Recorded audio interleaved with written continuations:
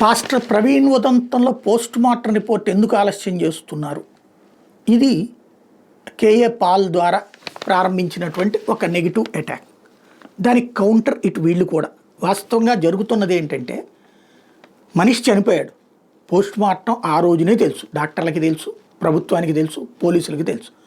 కానీ ఒక వర్గం రెచ్చగొట్టే ప్రయత్నం చేసింది. అందరు క్రైస్తవులు కాదు, క్రైస్తవులలో తమకున్నటువంటి జ్ఞానం ద్వారా ఆ మతంకి సంబంధించినటువంటి అంశాలని ప్రోత్సహిస్తూ ప్రజలని చైతన్యపరిచేవాళ్ళు కాకుండా, వివాదాస్పద అంశాలు మాట్లాడడం ద్వారా లేదా అన్యమత దూషణని సమర్థించడం ద్వారా తాము హీరోలు అవ్వాలనుకునేటటువంటి వాళ్ళు ఎవరైతే ఉన్నారో వాళ్ళు మాట్లాడటం ప్రారంభించారు.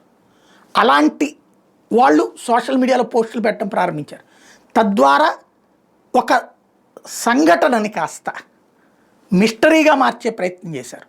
చివరికి ఇవాళ ఒరిజినల్గా లెక్కంతా చెప్పిన పోలీసు, డాక్టర్లు, ప్రభుత్వము అందరూ నిజం చెప్పినా సరే అంగీకరించలేని స్థితికి మిగతా క్రైస్తవ సమాజాన్ని తీసుకెళ్లే ప్రయత్నాలు వీళ్ళు చాలా సక్సెస్ అయ్యారు. అంటే చెడుని జనంలోకి తీసుకెళ్ళడం చాలా సులభం, మంచిని తీసుకురావడం చాలా కష్టం.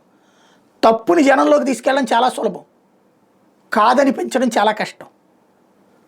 అది ఇప్పుడు జరుగుతున్నటువంటి తంతు. దాంతో ప్రభుత్వం కూడా ఎదురెత్తేసింది. అందుకనినే పోలీసులు ఇవ్వకుండా సీసీటీవీ ఫుటేజీలన్నీ మీడియాకు వస్తాయా?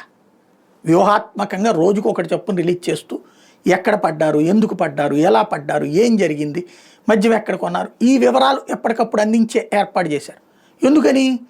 అక్కడ ఒక మత ఉద్రిక్తత సృష్టించడానికి, హిందువులే చంపేశారన్న ప్రచారాన్ని రెచ్చగొట్టడానికి, క్రైస్తవ యువతను రెచ్చగొట్టడానికి జరిగినటువంటి ఒక ప్రయత్నం నేపథ్యంలో కాదు అని చెప్పినా నమ్మనివ్వనటువంటి విధంగా వీళ్ళు ఒక గేమ్ నడుపుతున్న సందర్భంలో ప్రభుత్వము ఎదురు వ్యూహాత్మకంగా అనుసరిస్తుంది. అందులో భాగంగా రోజుకు ఒక్కొక్కటి. తాజాగా బయటకు వచ్చినటువంటి అంశం ఏంటయ్యా అంటే, హైవే మీద ట్యాంకర్ని అధిగమించే క్రమంలో కింద పడ్డారన్నటువంటిది ఒకటి విజువల్ బయటకు వచ్చింది. వెనకే వస్తున్న ఆర్టీసీ బస్ డ్రైవర్ అప్రమత్తతో ప్రమాదం తప్పినటువంటి ఆ విజువల్స్ బయటకు వచ్చినాయి. ఎన్టీఆర్ జిల్లాలో ప్రమాదకరంగా ఆయన బుల్లెట్ ప్రయాణం సాగిందన్నటువంటి విషయం బయటకు వచ్చింది.